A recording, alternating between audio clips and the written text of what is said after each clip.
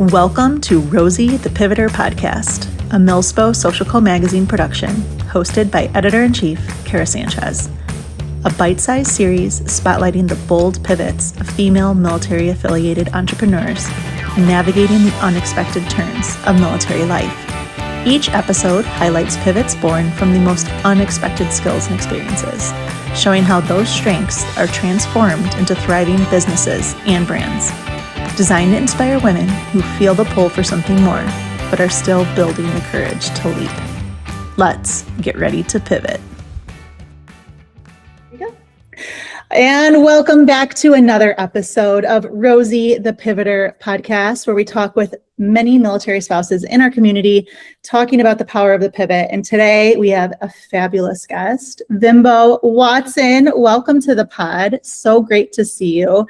I was just telling Vimbo that she is truly a burst of energy, and the red today is giving that energetic, like starburst vibe. I love it. So thank you for showing up. Thank you. I appreciate it. All right. So I always like to start with just the background information. Set the scene for us. Prior to military life, what were you doing? And then how did military life change you and get you started into what you're working on now? Well, so I'm going to go way back to give us all the context of who I am and why I do what I do today. I'm actually going to go back further back. We won't even give timelines because it's been a while, but back when I was in high school, I actually was in our school's business club, and I competed on the local, state, national level with different business things. And so going into college, I always thought I was going to do business. Actually, my original major, I originally left home for my first year and a half of college. I went to school in Atlanta, Georgia at Emory University.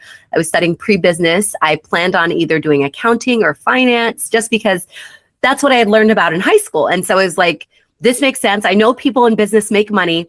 I know it's great, all the things, right? But then I had a reckoning in between, different accounting classes, trying to make numbers match having to do it all manually by hand. And I realized the thing that really made me feel most alive was working with kids. I had done summer camp through high school and even through college. And I grew up in Michigan. So even while I was away my first year and a half for college, I would go back in the summers and still do summer camp in Michigan as I had done all through high school. And I was like, well, I really like kids. I really want to teach. I just don't want to be poor. Well, my heart went out and I still decided halfway through my sophomore year in college to leave Emory. I moved back home to Michigan, went to a small private school there, got my bachelor's in elementary education. So at the time, the way they do certification now is a little different, but without getting super technical, I came out of college certified to teach K through 8. And so that actually, I have taught quite a few different grades because of the certification I had. But right out of college, I was a classroom teacher for a few years, moved away from home again, but made new friends in sunny Florida. So most of my career I spent in Florida. That is where I met my husband through some mutual friends. We were on a camping trip and for our church group. And, we were friends for actually a few years, and he hadn't joined the military yet. And I was still teaching. And then after a few years in the classroom as a teacher, I actually transitioned into being an elementary school principal very young, in my late 20s. So I was actually a school principal for 5 years. In small private schools, mostly. The last school I worked at was in Jacksonville, Florida. I was a school principal there from 2019 through 2022, which were crucial years in the history of our world. But in between all of that craziness, in that time when I was a school principal at that particular school, that was when I started dating my husband. And by then, in 2020, he had joined the military. He had left Florida. He was now based in Washington State. And so I was a school principal in Jacksonville, Florida, pushing through, surviving somehow, making it work, encouraging our teachers, noticing people were getting burned out because we were virtual one week and then we were in person. And then some students never came back in person. Some of the school years I was there. So we had hybrid. It was a really tough time to be an educator. But all that being said, 2022, that spring came, got married. And then obviously, or maybe it's not obvious to some people, but for me, I was like, well, we've already been long distance dating. I don't want to be long distance married. And we both made that decision. And because my husband David was mid-contract, anyone who knows anything about the military, you don't just wake up and just my running joke with my coworkers who kept asking, "Are you coming back next year? Like, we'd love for David to move here. Like, there's a Navy presence here. He's in the Navy." I'm like, well, first of all, he goes in submarines, and we didn't have a Navy presence in Jacksonville that had submarines. So I was like, that's the first thing. Also, you don't just get to choose where you go when you want to go there. And I said, well, one of us can like quit our jobs without like a major infraction of like violating an agreement with the government, right? So at that spring of 2022 into the summer, I ended my time in Jacksonville. Was very sad to leave that community. I still have friends I'm in touch with today, love them to pieces, and moved to Washington State. Rainy, sad, gray, all the things, Washington State. And 2 weeks after our honeymoon, so we get married in May, end of May, I moved cross country to Washington State. My stuff isn't even there. You know, by the time I arrive, it's still driving across with some trucks that are moving it. And 2 or 3 weeks after we are off our honeymoon, he's on a submarine for several months. So that was like my introduction into military spouse life. Was like, there wasn't really a handbook. I do think the community I was in was really good about trying to communicate with us as spouses or even significant others or people who were girlfriends in the community, just making sure people stayed involved. But that first year and a half of marriage, while he was still on what we call sea duty, where they're still going out on a sub for 2, 3, 4 months at a time, coming in for a few months at a time, going back out, that was a really difficult first year of marriage, right? Like you don't get married to someone you like to say goodbye all the time. And then career-wise, I quickly learned that, well, I guess I learned this and now I've recently unlearned this, but at the time I learned that you don't lead with the fact that you're a military spouse, because I thought I've got 5 years of admin experience. I've got a master's degree in K-12 administration. I just came out of leading a school through COVID. So I know what's happening right now. Obviously you want to hire me. And in the little town I was in, outside of Seattle, they were like, obviously we don't, because we know what you guys do. You come and then you go. And particularly with admin, it's generally, it's good if you can have an administrator stay more than 3 or 5 years, just for consistency and continuity in a school. So even finding teaching jobs was hard. I eventually found a teaching job by October, but if you can imagine, it wasn't the easiest thing. So without getting too down the winding road of my entire life story, that happened. We were in Washington State. We moved to DC. When we first moved to DC, I was doing a ton of networking, and I did work for a nonprofit, a nonprofit connected to education that supports children abroad. And I did that for about a year, but it wasn't in a zone I'm super passionate about. It was specific to fundraising. And while I was happy to help kids, I, after a year, decided it wasn't the role for me and decided that I was going to go full-time entrepreneur. So I've been doing that for almost 2 years now. I actually started my business 3 years ago, but like I said, it overlapped with when I worked for the nonprofit. And what my business is, tying this all back to years and years ago in high school, I actually provide professional development primarily for K-12 schools, but I also service military spouse clubs in the area, some smaller military organizations, and nonprofits, companies. My professional development focuses on burnout prevention and recovery. And lately, because it's the big buzzword and buzz topic, artificial intelligence. So how do we use artificial intelligence to help teachers not burn out? How do we train educators for students to use artificial intelligence ethically, wisely, without, kind of impeding their integrity and still helping them learn? So that's how I ended up here. It actually, saying it out loud to you has been really therapeutic right now, because I'm like, it all kind of worked together. All the things I understand about business and I've always been passionate about, I get to use those every day as an entrepreneur. And all of the things I love about education, I get to use in a lot of different settings I never imagined. So that's the story. Wow, I feel good telling it. I know sometimes it's nice to think back on your journey and just see how far you've come. I do love a full circle moment where you are initially going back to who you were at the start, but also bringing along all of the things that you have learned throughout your journey and throughout your career path. And I mean, I have so much to say to this just because I am also coming from an education background. But for one,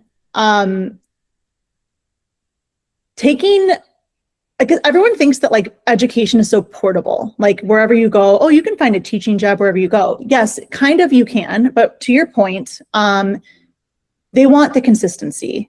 Teachers staying in the building, that actually impacts their overall rating.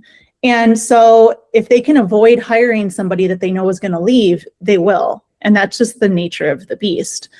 And on top of that, you have to eat humble pie every time you move, because you establish a rapport with not only the students, but with the staff that you work with. And there's camaraderie, there's just so much. And you also you build up, there's like a hierarchy that exists in buildings, whether you want to admit it or not. And when you have to start all over again, it is exhausting, not only physically, but mentally and emotionally. And it is so dang tough to continuously start over again.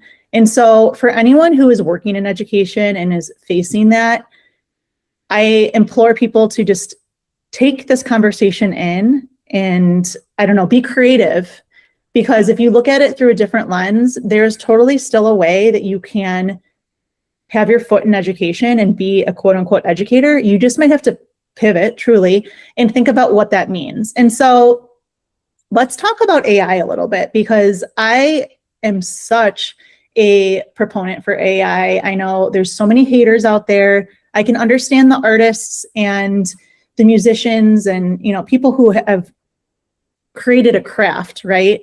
That they feel almost replaced. But there's this idea of working smarter, not harder. And so what is, I guess, your overall take with AI and how it should be used in the education system?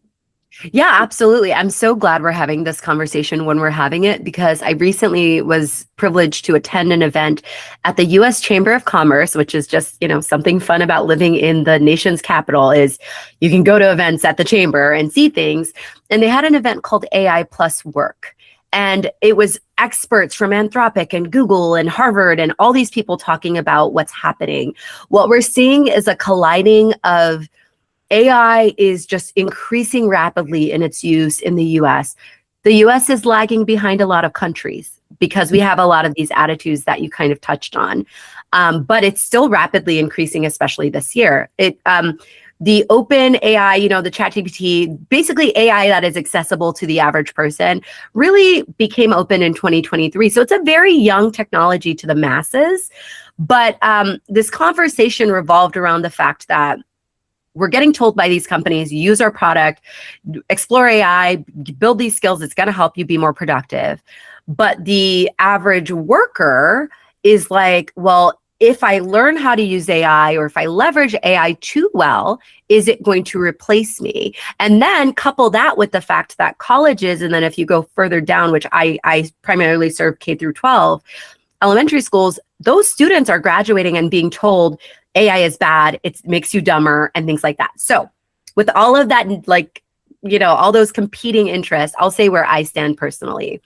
I am personally on a mission to support, encourage, empower, particularly women, to use AI more. And it's very research backed. So women are adopting AI. Harvard, I think it was Harvard and Stanford in the last couple of years have done studies on AI adoption. Women are adapting using AI at a rate 25% slower than men, which for me is concerning, because the exact reason why women don't want to adopt AI is why I feel like they should. So we know that in order to support artificial intelligence, more data centers will need to be built unless we can use AI to figure out a better way to, keep growing this, which will impact water and environment. And so those are real questions we need to contend with because the effects are coming sooner than anyone is ready for. So women are concerned about the environmental effect, according to research, at a higher rate than men.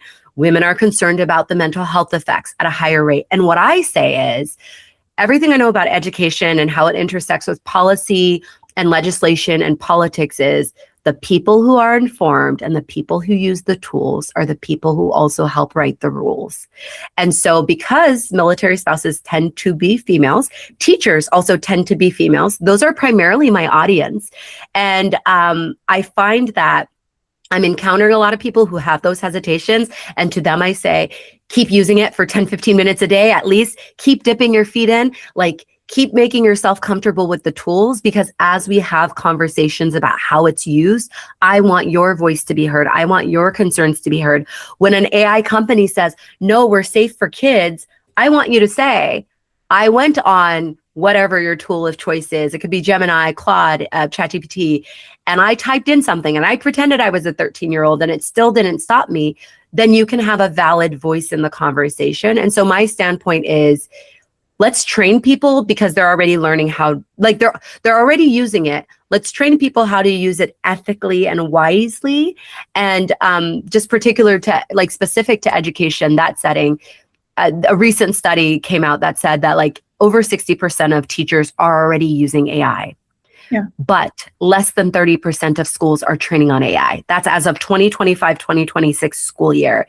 And so as I'm talking to schools and engaging with them and they're hesitant, I'm like, it doesn't have to be me that's your trainer, but you need someone training people how to use this correctly, because depending on your industry, if you work in law, if you work in healthcare, in teaching, we have this thing called FERPA that does protect your child's sensitive information in our system. So you can't just pull that and stick it in a AI system and say, develop a learning plan for the student.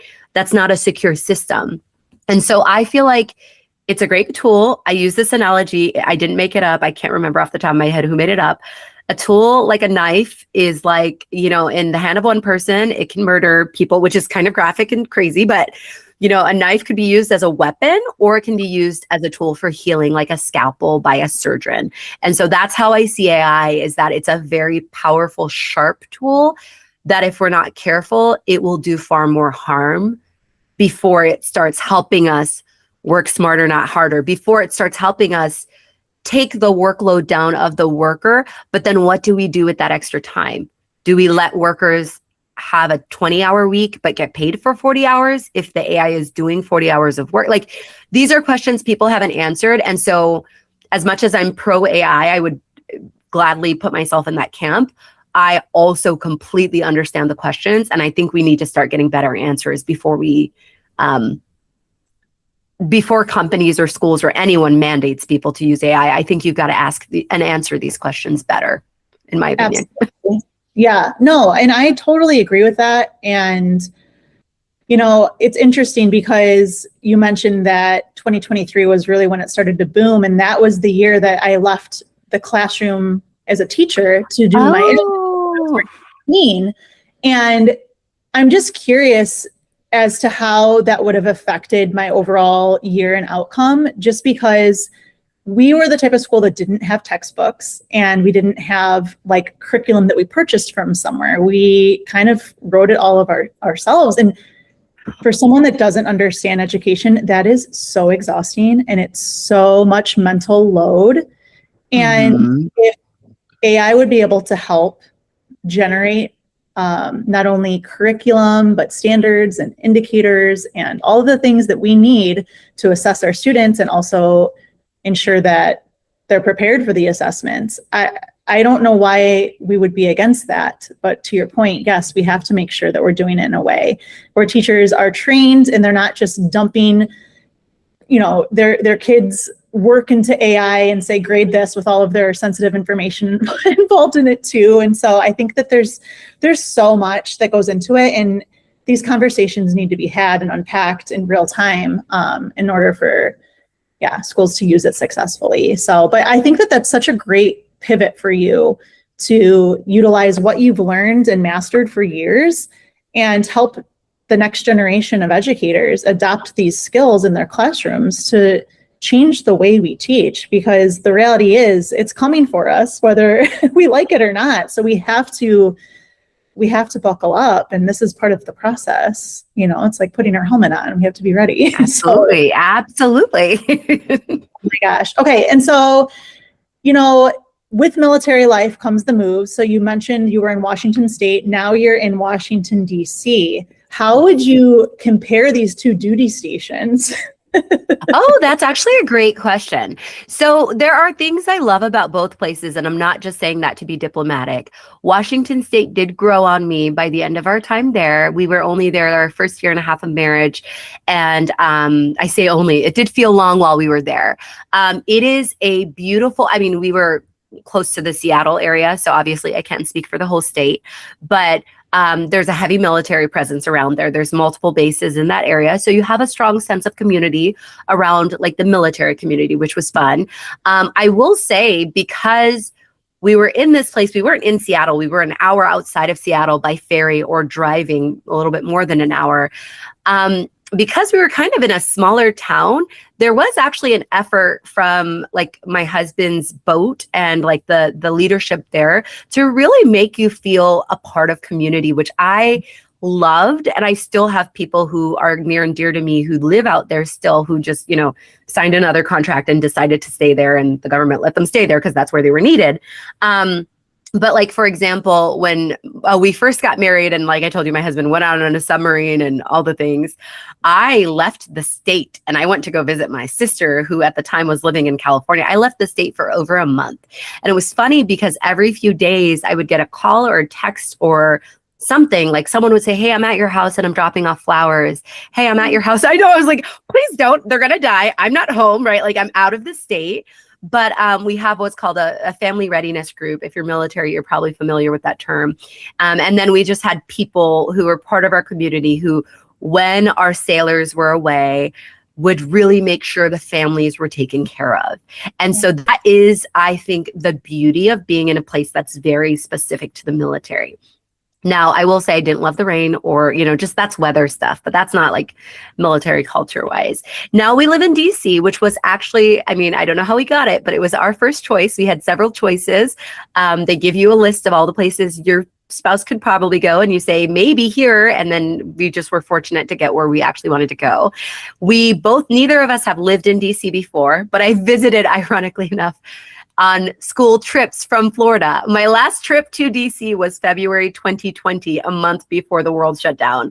Wow. I brought a group of 8th graders the last week of February, and I remember us using sanitizer and saying like, "There's a flu going around. Let's all like wash our hands before we eat pizza at the hotel." So that happened. But I remembered even coming, right before COVID broke out, I remembered now as we were deciding to move back in 2023, man, I really love DC. Like every time I visit, it's great. It's like a lot of culture, and it has not disappointed. I will sing from the rooftops. I love DC. I think if you are military or federal government connected at all, it's a fantastic place to be for your career. There are pros and cons to the community here. Actually, it's kind of interesting. It's a little bit different of a shift because we're not attached to a boat. We don't really have, and interestingly enough, in Washington State, we didn't live on a base. So I can tell you the contrast with that as well. Here we do live on a base. And on my base, I like my neighbors, but we're not all connected by like a common deployment schedule or common things that we're all hearing. Also, my husband's Navy, we live on an Air Force base. So like there's a different culture I'm experiencing because every branch is unique. I will say DC is probably what you make of it. If you're like me and join all the clubs, I'm in the Coast Guard Spouse Club, I'm in the Army Spouse Club, I'm in, if you join all the clubs and you go to all the events, you can find a great network. I think it's like the military on steroids. It's every organization is here. Anyone you could network with probably has a base in DC if they're military connected. So in that sense, it's been nice, but I do hear a common complaint from other people, I haven't experienced it, is that it feels transactional. Like people want to know what you do, who you're connected to, so that they can connect to the people you're connected to. That hasn't been my experience, but I want to validate that. I know I've heard that from multiple people. And so that could be your experience if you lived here, but I think it's what you make of it. And listen, I love me some DC, like every day, everything that's happening in the city, not just the military community, but I love the museums. I love all the touristy stuff. I love the not touristy stuff. I love living here. So it's great. Yeah. I could not agree more. I feel like since moving to the area, I've suddenly become like a patriotic girly, and I'm like, oh, I love it. Like it's been a lot of fun to just become immersed in the DC culture, and you learn a lot, and it's impossible to, I guess, not fall more in love with the lifestyle when you're here. But I can understand as well that there are some interesting quote unquote politics that are involved that makes it a little bit challenging too. But, all things aside, I think that this is a great experience. So, okay, this is something that I think that you're big on, and this is something that you've also talked about in the issue that we just had, issue 2. Let's say their spouse is listening in and they're like, okay, great. Like I'm not stationed at either of these places, and where I'm stationed, I don't have this proximity. I don't have a really tight-knit command. How can they either start building their own community or, I don't know, find opportunities for themselves to grow on whatever it is that they're working on? Well, so I'm going to give kind of blanket advice. And so because of that, I probably should specify who this advice is for. Because I think one thing I want to acknowledge is like PCSing or moving, the military moving, you could be moving across the country, you could be moving to the next state over. It's a big transition for us. I don't want that to be lost on us. And because of that can cause people to face some serious mental health issues. So before I give my advice, I want to disclaimer this with if you are experiencing something similar to depression because you've moved and your community is not by you, please seek out professional, pull out your TRICARE, our insurance card, find a professional who can help you attack that depression or anxiety, or there are real things that advice doesn't quite cut through. So I just want to acknowledge the person listening to this who's actually feeling clinically depressed. Please go see someone, because that will be, any advice I can give you can't operate if you can't get out of bed. So that's the first thing is I have known military spouses who've moved from sunny Hawaii to maybe somewhere cloudy with no friends, right? So we all experience it differently. The advice I'm going to give is for someone who is not identifying as having something, medically diagnosable. You're just kind of maybe having a tough time and you're in a new area, or maybe you've been in that area for a year and you have the blues because you don't have the community you've had before or in your hometown. What I would say to you is what you can do right now, starting today, is I would challenge you to have one touch point every day. I'll explain what each of these advice pieces are, and one actual in real life meetup every week. Mm-hmm. So this is advice I actually, and I'm an extreme extrovert and I'm not having the blues. I love my life, everything, not everything's great, life is life, but I really am enjoying the season of life I'm in right now.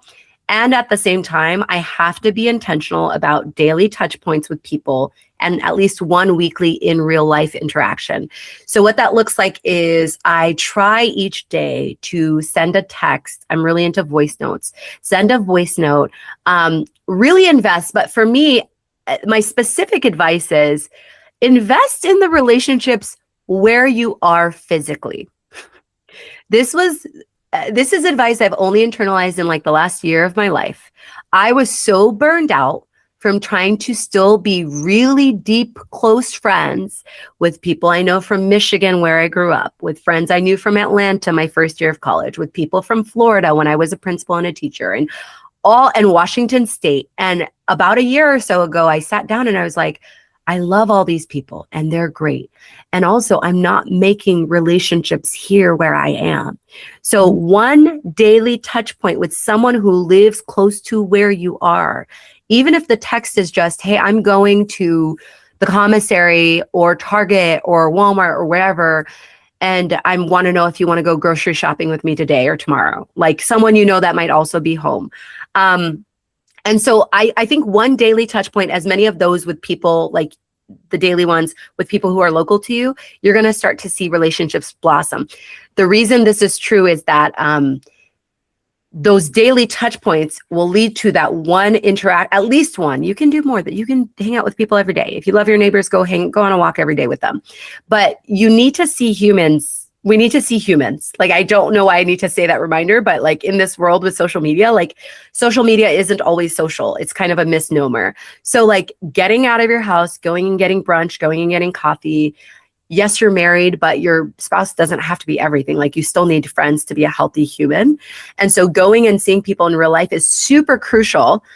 And if you really want to accelerate your joy and your social health, I would say way more than once a week if you can handle it, if you're an extrovert, or if you're an introvert who knows how to recharge. Here's the reason. Research shows that it takes on average, 7 in-person interactions with someone before you feel comfortable and they're no longer just a random acquaintance. Mm-hmm. And so I say this everywhere I go, like, if you're only meeting up with people once a month, if you're only like, and that specific person, I jokingly say, one of my best friends here in DC, now we do text every day. She lives in Georgetown. It's miles away. It's only a few miles away from where I live. And I see her once a quarter. That's our running joke because of DC traffic. But she's the exception, right? Like, I still feel very close to her, even though we've probably seen each other 7 times in the years I've been here. Literally, like, it's kind of funny. But on average, the average person you're going to feel close to, you've seen and interacted with them 7 times. So think of your physical neighbors. Think of the person you're in a spouse club with, whatever. If you're not in a spouse club, if you haven't done any of the things, if you're like, what do you mean text someone every day because I only have one friend, I'm not going to start texting her every day, then she's going to think or he or she is going to think I'm clingy. Then leave your house and go to things. Like, go on Eventbrite, go on Facebook events, text the one person you know from your FRG who your spouse is, the groups that are attached to your spouse's station. Ask them, what is happening for me as a spouse or for families that I can come and show up to? I just know that no matter how remote you're stationed, as long as you're close to some kind of military station, there's something going on. And chances are you're probably just ignoring emails for events where your next possible best friend could be. So just don't, like, I say this all the time, don't block your blessing. Like, leave your house. If you can't do the one text a day, okay. If you can't do the once a week, get out of your house, okay. If you're listening to me right now, put down, pause this podcast, go and find one thing you can attend. And I promise you will not regret it. I've never regretted leaving my house. I'm also an extreme extrovert, but yeah, I've never regretted it. I could not agree more. And I think for some people that find this challenging, you almost need to conceptualize this as lifting weights or working out. Like, you're not gonna just start this and it's going to feel super comfortable for you. And you're not going to be able to lift the heaviest weight immediately. Maybe you're just going to start with the 5-pounders. That's okay. Something small is better than nothing at all. And gradually, you're going to become more and more comfortable with putting yourself in that situation. And so, I understand the pity party is real. And also, to your point, like, if people are truly, really in a space where they can't pull themselves out of it, of course, like, we obviously need to hold that space as well. But we can't live in the pity party. We have to go out and experience all of the things that this lifestyle provides for us. And that is something that I learned since my first initial stint in not in the military myself, but when my husband was initially in the military. I just had so much negative juju, and I was like, I don't like this. I want to go home. This is so far from my family. And it was just, I painted my life with a negative lens. And we have to be intentional about choosing positivity at times. You don't have to live in the positivity, but you have to be intentional. And so I think that's a really good advice, what you just offered. And as someone who I personally feel like you excel at building community, and it's kind of one of the things that I personally look up to you for, I think that's excellent advice. And I really hope that people are living with some extra tools in their toolbox today after listening to this. So, but yeah, I think that's great advice. Yeah. Well, Vimbo, I'm really excited that we were able to talk all about the pivots today, from education to starting your own, brand, personal brand, educating educators, and just learning how to roll with what comes with each duty station. Those are all really important pivots that we unpacked today. And I'm sure there's more pivots to come, but I'm just glad that we were able to connect today. And everyone listening, make sure you give Vimbo a follow. Where can they find you? Yes, I'm everywhere. You can find me on Facebook. I should go by generations, right? Like if you're a millennial, you should find me here. No. On Facebook, you can find me, my professional page. It's under Vimbo Watson. It'll say like Vimbo Watson MEd. On Instagram, I'm at Vimbo Watson. On LinkedIn, I'm Vimbo Watson. Like just my first and last name. I want to say on all the platforms is YouTube. Just look up Vimbo Watson. You'll find like videos of me speaking. So those are all the main places. But I would say if you want like content, and I'm starting to make more content about like AI and AI usage, Instagram, I've been posting videos on there under at Vimbo Watson. And then LinkedIn, I'm going to start sharing more video content on there as well. Perfect. Awesome. Well, thank you so much for sharing all of your pivots with us today. And we can wait to connect again soon. Yay, bye. Thank you. Bye. Thanks so much for listening to Rosie the Pivoter podcast. Don't forget, this is just one part of what we're building. We have an entire magazine and platform dedicated to supporting and elevating America's pivoters. Be sure to follow us on Instagram at Millspo Social Co. and check out millsposocialco.com to explore all the incredible ways we're showing up for this community. We'll see you next time.